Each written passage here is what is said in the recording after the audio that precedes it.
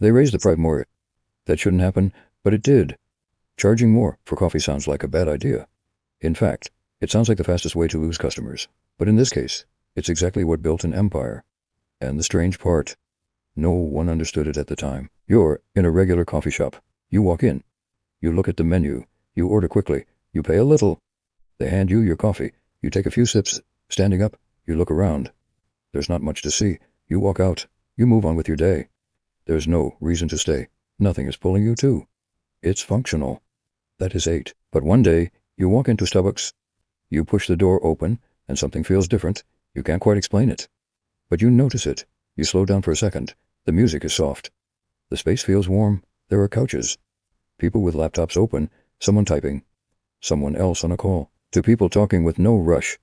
No one looks like they're just passing through, and that's strange. Because in a normal coffee shop, everything is fast, but not here. You walk slower.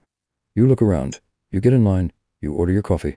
And yeah, it's more expensive. Much more. You see it on the screen. Dobausi. You question it. For a second, you hesitate. But you don't leave the line. You pay. You get your drink. You look for a seat. You sit down. You take a sip. You breathe. You look around again. And you stay. A few more minutes. Then a few more. You pull out your phone. Then put it away. Then you just sit there. More time passes. And before you realize it, you're not paying for coffee anymore. You're paying to stay. But there was a problem. Raising prices usually drives people away. That's what anyone would expect. That's the logic. But here, the opposite happens.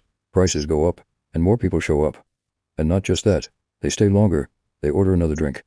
They settle noob up that tub. Invite someone. Come back the next day, and the next. And then it becomes clear something doesn't fit the traditional logic. But no one says it out loud.